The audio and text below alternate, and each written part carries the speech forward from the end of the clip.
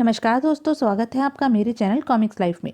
शुरू करते हैं काला प्रेत सीरीज की एक और मज़ेदार कॉमिक्स, सिर कटी लाशें और काला प्रेत पार्ट 2। अपना वार खाली जाते देख भयानक चेहरे वाला आश्चर्यचकित हो उठा। ओह, इतना फुर्तीला! फिर वह एक पल की देर किए बिना वापस मेन हॉल में दुबक गया। जब तक काला प्रेत उसके पीछे लपकता तब तक वह भयानक चेहरे वाला मेन हॉल का ढक्कन बंद कर गायब हो चुका था। मेन हॉल के निकट पहुंचकर काला प्रेत गुर्राया, तुझे पाताल में भी नहीं छोड़ूंगा कमीने। फिर वह मेन हॉल का ढक्कन उठाने के लिए झुक गया। मेन हॉल का ढक्कन उठाकर वह तेजी से सीढ़ियां उतरने लगा। अब कहाँ जाएगा बचकर? मेन हॉल में भरे कीचड़ युक्त पानी को एक पल तक काला प्रेत घूरता रहा, फिर एक और चल पड़ा।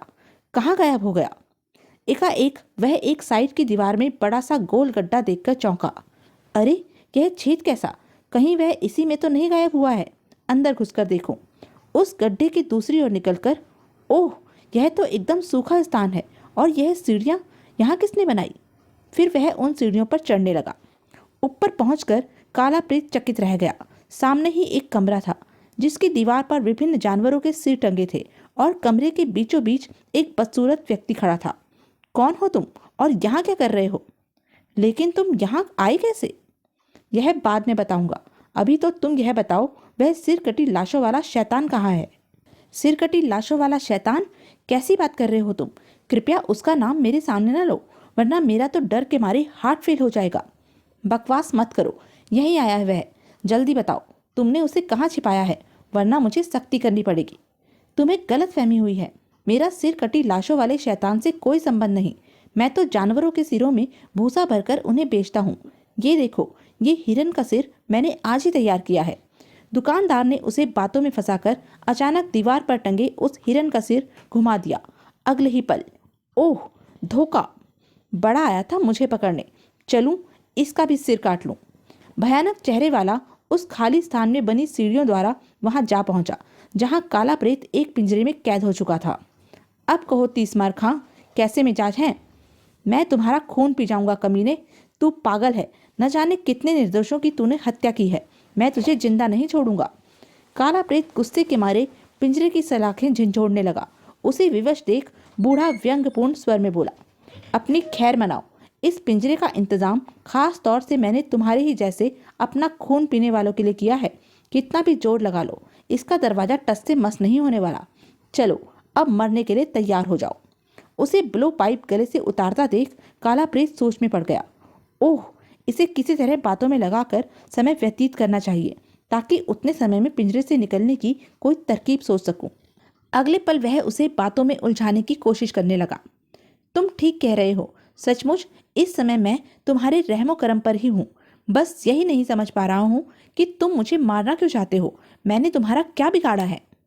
ये जितने सिर देख रहे हो, इन्होंने भी मेरा कुछ नहीं बिगाड़ा था, सिवाय इसके कि ये भारत नगर के रहने वाले हैं और मैं भारत नगर में रहने वाले सभी व्यक्तियों के सिर काट डालूंगा। कोई भी जिंदा नहीं बचेगा। जानते हो, मैं एक सिर ही एक रात में काटता हूँ और उसे इस दीवार पर टांग कर खुश होता हूँ। लेकिन तुम खतरनाक आदमी हो, मेरा मिशन फेल कर सकते हो, इसलिए मैं कल तक तुम्हें कैद नहीं रख सकता। चलो, अब मरने के लिए तैयार हो जाओ। मैं जानता हूँ कि अब मेरा बचना मुश्किल है। मैं जीना भी नहीं चाहता, क्योंकि जिसे तुमने मारा है वह मेरा दोस्त था और वह मेरी गलती से ही मरा था। लेकिन क्या तुम मेरी अंतिम इच्छा पूरी नहीं करोगे? मरने से पहले काला प्रेत ने अंतिम कोशिश की। क्या तुम मुझे मारने से पहले इतना भी नहीं बताओगे कि तुम ये हत्याएं क्यों करते हो, क्यों निर्दोष लोगों के सिर काट लेते हो? और उसकी यह कोशिश कामयाब रही। वह वहशी दरिंदा उसकी बातों में आ गया। यह रहस्य मैं किसी को बताना नहीं चाहता था, लेकिन तुम्हें बताने में बुराई नहीं है। कुछ देर बाद तो तुम मर ही जाओगे। मरते समय अब मुझे अफसोस नहीं होगा। शुक्रिया। वह काला प्रेत को अपने बारे में बताने लगा। सुनो, मैं हमेशा से ऐसा बदसूरत नहीं था, बल्कि खूबसूरत बांका जवान था। मैंने विज्ञान में स्नातक परीक्षा पास कर ली थी और मेरा विवाह मेरी पसंद की सुंदर लड़की से होने जा रहा था। लेकिन सगाई की रात मेरे लिए बेहद भयानक साबित हुई।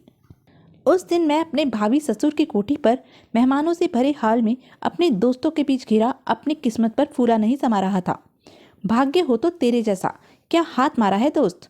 अभी तक तो तू नाम का राजकुमार था, अब सचमुच का राजकुमार बन जाएगा। क्या करोड़पति घराने में सगाई हुई है? लेकिन नीलिमा कहाँ है? 8 तो बजने वाले हैं। लेकिन तभी दौड़ो, बचाओ, छोटी मालकिन के कमरे में आग। ओ नो, मेरी बच्ची। हम सब भागते हुए वहां पहुंचे जहां नीलिमा का कमरा था। कोई मेरी बेटी को बचाओ, मैं देखता हूँ। कितनी भयंकर आग है, बेचारी नीलिमा। जैसे ही मैं खिड़की के रास्ते वहां पहुंचा, नीलिमा चीख पड़ी, ओ राज, मुझे बचाओ। घबराओ नहीं नीलू, मैं आ गया हूँ। और फिर वह बेहोश हो गई। हे भगवान, अब इसे कैसे बाहर निकालूं? आग तो बढ़ती ही जा रही है। और तब मैंने कोई चारा न देख उसे आग के बीच से खिड़की के बाहर उछाल दिया। माफ करना नीलू, इसके अलावा कोई रास्ता नहीं था। थोड़ी चोट जरूर लगेगी, लेकिन तुम बच जरूर जाओगी। फिर जैसे ही उसके पीछे मैंने भी छलांग लगानी चाहिए। आह, मर गया। और जैसे ही मुझे होश आया, बेचारा बुरी तरह जल गया है, बचना मुश्किल है। बेचारा सेठ की बेटी को बचाते बचाते खुद अपनी जान जोखिम में डाल बैठा। जल्दी अस्पताल ले चलो। अगले पल उनकी आवाज़ें धीमी पड़ती चली गई, क्योंकि दर्द के कारण मेरी चेतना फिर खोने लगी थी। दोबारा जब मुझे होश आया तो अपने आप को अस्पताल में पाया। पास खड़ी नर्स से जब मैंने सेठ दीनदयाल और नीलिमा के बारे में पूछा तो उसने कहा, वे तो तुम्हें दाखिल कराने के बाद दोबारा यहाँ नहीं आए। सुनकर मुझे दुख हुआ। और फिर कई दिनों बाद जब मैं कुछ ठीक हुआ तो नीलिमा का बाप मुझसे मिलने आया। मुझे खुशी है बेटे कि तुम्हारा जीवन बच गया, लेकिन दुख इस बात का है कि मैं कई दिनों से तुम्हें देखने नहीं आ सका। खिड़की से फेंके जाने के कारण नीलिमा घायल हो गई थी और फिर कल उसकी सगाई भी थी। सगाई? मैं आश्चर्य से चीख उठा था। हाँ बेटे, मेरी बेटी तुमसे बहुत प्यार करती थी, मगर तुम चिंता मत करो, मैं तुम्हें बहुत रुपया दूंगा जिससे तुम अपना चेहरा ठीक करा सकोगे। यही नहीं, कोई अच्छी सी लड़की देखकर मैं तुम्हारा विवाह भी करवा दूंगा। ओह, उसकी बातें सुनकर मेरा दिल टूट गया। मैंने पूछा, क्या मैं नीलिमा से मिल सकता हूँ? जब तुम बेहोश थे वह आई थी, लेकिन तुम्हारी शक्ल देखते ही बेहोश हो गई थी। बड़ी मुश्किल से उसे होश में लाया जा सका था। भारत नगर वाले जोर न देते और यह रिश्ता अच्छा न होता तो मैं अभी सगाई न करता। सचमुच मुझे तुम्हारे साथ हुए इस हादसे का बहुत दुख है। और मुझे इस बात का दुख है कि मैं उस बेवफा को पहले क्यों नहीं पहचान सका, जिसके लिए मैंने अपना चेहरा बिगाड़ लिया। और वह। थोड़ी देर बैठने के बाद नीलिमा का बाप वापस जाने के लिए उठ खड़ा हुआ था। अच्छा बेटा, चलूं। नीलू के चक्कर में अपना काम भी ठीक से नहीं देख सका था। बहुत नुकसान हो रहा है। मेरा भी बहुत नुकसान हुआ है। खुदगर्ज सेठ, काश मैं पहले ही तुझे और तेरी बेटी को पहचान लेता। उसके जाने के बाद मैं भी अब यहाँ नहीं ठहरूंगा। अस्पताल ही नहीं, यह शहर भी छोड़ दूंगा। यहाँ बेवफा और एहसान फरामोश लोग रहते हैं। लेकिन अस्पताल से बाहर निकलते ही, बापू, भूत, आई, बचाओ! उन्हें बुरी तरह चीखते देख मैं वहां से भाग खड़ा हुआ। हे भगवान, इनसे कैसे बचूं? ये तो मुझे सचमुच मार डालेंगे। और किसी तरह जान बचाकर मैं एक मकान में घुस गया। बड़ी मुश्किल से जान बची। भय दूर होते ही मुझे भूख सताने लगी। पहले कुछ खा लूं, बहुत जोरों की भूख लग रही है। मैं दबे पांव घर के भीतरी भाग में पड़ गया। रसोई घर में पहुंचकर जैसे ही मैं खाना खाने लगा, कौन हो तुम? और ओह ओ नहीं, भूत, भूत! घर वाले मुझे देखकर पूरी तरह भयभीत हो उठे थे। फिर उनमें से एक हिम्मत करके मेरी ओर बढ़ा और पास रखी लाठी हाथ में उठा ली। उसे लाठी उठाते देख मैं चीख उठा, मुझे मत मारो, मैं भूत नहीं, जिंदा इंसान हूँ। लेकिन तुम्हारा यह चेहरा एक दुर्घटना में आग से बुरी तरह झुलस गया है। फिर मैंने उन्हें अपनी सारी आपबीती सुना दी। हमें तुमसे सहानुभूति है, लेकिन हम तुम्हें अधिक देर तक यहाँ रहने की इजाज़त नहीं दे सकते। तुम्हारा चेहरा इतना डरावना है कि हमारी बेटी बुरी तरह भयभीत है। खाना खा लो और फौरन यहाँ से चले जाओ। ओह! तभी छोटी लड़की बोल उठी, नहीं मम्मी, मैं इसे सचमुच का भूत समझकर डर गई थी, लेकिन यह बेचारा तो आदमी है। बाहर जाएगा तो लोग इसे मारेंगे। ये मर गया तो हमें पाप लगेगा। लेकिन बेटी, मैं इससे नहीं डरूंगी पापा। यह सचमुच का भूत तो है नहीं। बेचारा घर के एक कोने में पड़ा रहेगा। गुड़िया ठीक कहती है। और इस तरह उस परिवार ने मुझे अपने घर में पनाह दे दी। आज से तुम हमारे घर के इस कमरे में रहोगे। मैं आपका यह उपकार जीवन भर न भूलूंगा। मैं आपका पूरा ख्याल रखूंगी अंकल। फिर गुड़िया के प्यार में मैं इस कदर डूबता चला गया कि अपने सारे गम भुला बैठा। यहाँ तक कि नीलिमा को बेवफाई भी भूल गया था। अंकल, आज आप हमें कौन सी कहानी सुनाएंगे? आज हम तुम्हें राक्षस और परी की कहानी सुनाएंगे। लेकिन भारत नगर के लोगों को मेरी यह खुशी भी रास न आई। एक दिन, कान खोलकर सुन लो दयाल बाबू, अब वह राक्षस यहाँ नहीं रह सकता। लेकिन क्या बात है, क्या बिगाड़ा है उस बेचारे ने तुम्हारा? हमारे बच्चों का डर के मारे दम निकला जा रहा है और तुम कहते हो क्या बात है? अपना भला चाहते हो तो निकाल दो उस राक्षस को अपने घर से, वरना। लेकिन मैं अपनी शरण में आए व्यक्ति को निकालने का पाप कैसे कर सकता हूँ? तुम नहीं निकाल सकते तो हम निकाल देते हैं। वह राक्षस यहाँ रहेगा तो हमें घरों से भागना होगा। हाँ, यही ठीक रहेगा। चलो भाइयों, आगे बढ़ो। खबरदार, जो कोई आगे बढ़ा, मैं अपने जीते जी अपने मेहमान पर यह जुल्म नहीं होने दूंगा। हमारे सामने से हट जाओ दयाल, वरना अंजाम बुरा होगा। मैं सब कुछ सुन रहा था और समझ रहा था। मेरे यहाँ रहने से इस दयालु परिवार पर विपत्तियों का पहाड़ टूट पड़ेगा। मुझे यहाँ से चले जाना चाहिए। उस घर और गुड़िया के प्यार को छोड़कर जाते हुए मेरा कलेजा दर्द के मारे फटा जा रहा था, पर मैं चुपचाप पिछले रास्ते से निकल गया। लेकिन मैं कुछ ही दूर जा पाया था कि तभी चीख पुकार की आवाज़ सुनकर मुझे पलट जाना पड़ा। पलटते ही मैंने दयाल बाबू के मकान को आग की भयानक लपटों में घिरे पाया। दयाल बाबू और उनकी पत्नी के साथ साथ मासूम गुड़िया भी उस आग में जलकर राख हो गई। वह आग तो बुझ चुकी थी, लेकिन मेरे दिल में धधकती नफरत की ज्वाला और अधिक धधक उठी और मैंने कसम खाई, मैं उस दयालु परिवार और अपनी मासूम व प्यारी गुड़िया की मौत का ऐसा बदला लूंगा कि सारा भारत नगर थर्रा उठेगा। और तुम निर्दोषों का सिर काटकर अपने बदले की आग बुझाने लगे। लेकिन तुम यह भूल गए कि इस घिनौने जुर्म का अंजाम क्या होगा। पहले तुम अपने अंजाम की चिंता करो काला प्रेत। हा हा हा। लेकिन वह भयानक चेहरे वाला आदमी काला प्रेत की शक्ति से परिचित नहीं था और काला प्रेत की ताकत के सामने सलाखें टिक न सकी। और काला प्रेत को पिंजरे से बाहर आते देख भयानक चेहरे वाले ने देर करना उचित नहीं समझा, किंतु उसका निशाना चूक गया। अगले पल काला प्रेत ने भयानक चेहरे वाले पर छलांग लगा दी। अब बचकर कहाँ जाएगा? आह! लेकिन भयानक चेहरे वाला गजब का फुर्तीला सिद्ध हुआ। इससे पहले कि काला प्रेत उसे अपने शिकंजे में कसता, वह भाग खड़ा हुआ। भाग कर कहाँ जाएगा कमीने? काला प्रेत उसके पीछे तेजी से लपका। फिर जैसे ही काला प्रेत मेन हॉल में पहुंचा, अब यह मेरे हाथ से नहीं बच सकता, कहाँ गायब हो गया? लेकिन इससे पहले कि भयानक चेहरे वाला वार करता, काला प्रेत खतरे का आभास पा पलट पड़ा और फिर, आज तू मेरे हाथों से नहीं बचेगा। और काला प्रेत के फौलादी घूंसे ने भयानक चेहरे वाले को दूर उछाल दिया। तेरा खेल खत्म हो चुका दरिंदे। काला प्रेत गुर्राता हुआ उसकी ओर बढ़ा। ठीक उसी समय भयानक चेहरे वाले ने काला प्रेत पर छलांग लगा दी और उसे गिराता हुआ मेन हॉल में दौड़ पड़ा। मुझे यहाँ से फौरन निकल जाना चाहिए। कुछ ही देर बाद वह मेन हॉल का ढक्कन उठाकर बाहर निकल आया। दिन का उजाला वातावरण में फैल चुका था। उधर राह गुजरते लोगों की नजर भयानक चेहरे वाले पर पड़ी तो वे भयभीत हो चीख उठे, भूत! हे भगवान, भागो वरना मार डालेगा। भागो नहीं, यह अकेला है, हम इसे घेर कर पकड़ सकते हैं। हाँ, ठीक है, ठीक है। देखते ही देखते वहां काफी भीड़ एकत्रित हो गई। ओह, इनकी हिम्मत पड़ी तो मैं फंस जाऊंगा।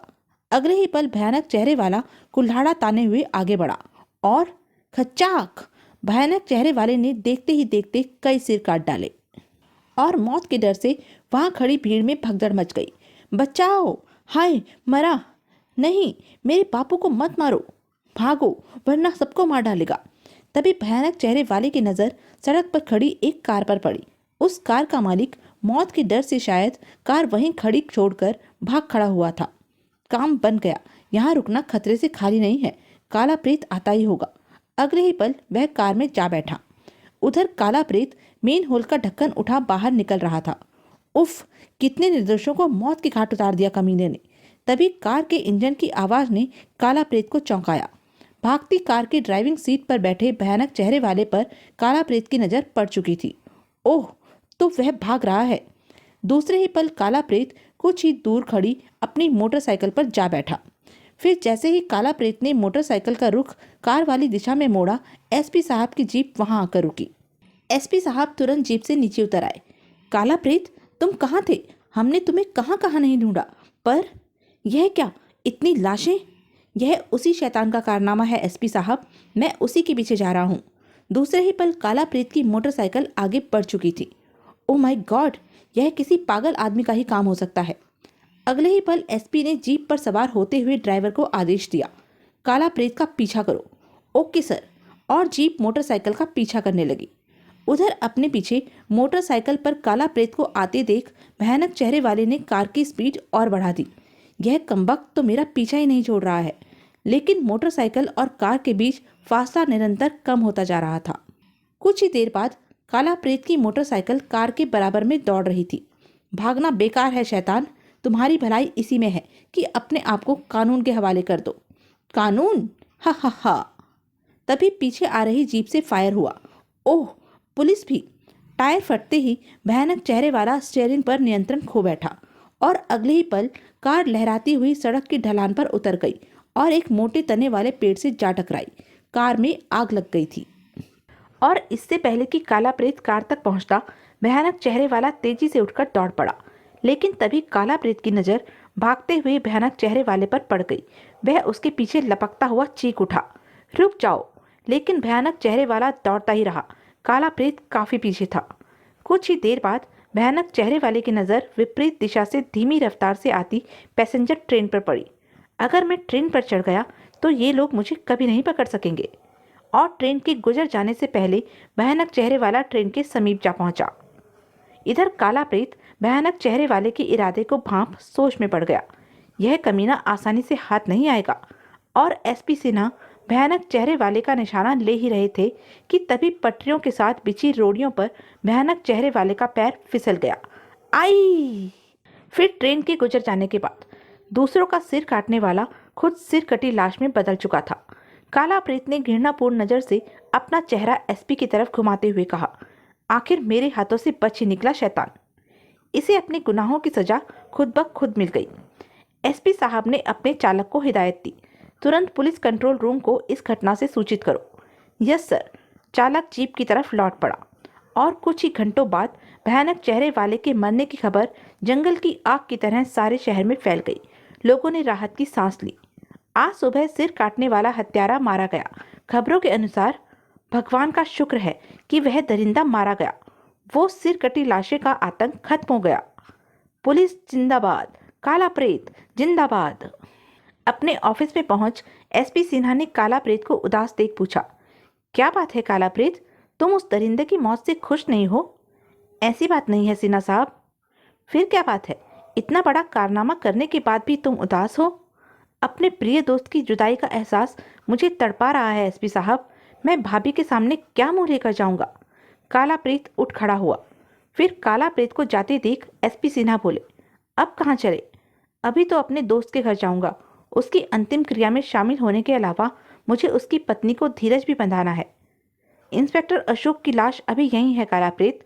अंतिम क्रिया के लिए उसके सिर की जरूरत भी पड़ेगी। वह अब सिर कटी लाश के रूप में चिता पर नहीं लेटेगा। उस शहीद के अंतिम संस्कार में सारा पुलिस डिपार्टमेंट ही नहीं, शहर की सम्मानित व्यक्ति भी शामिल होंगे। ओह! तो यह थी काला प्रेत सीरीज की एक मजेदार कॉमिक्स। ऐसी ही मजेदार कॉमिक्स के लिए बने रहें मेरे साथ। और हाँ, मेरे चैनल को लाइक, शेयर और सब्सक्राइब करना ना भूलें। धन्यवाद।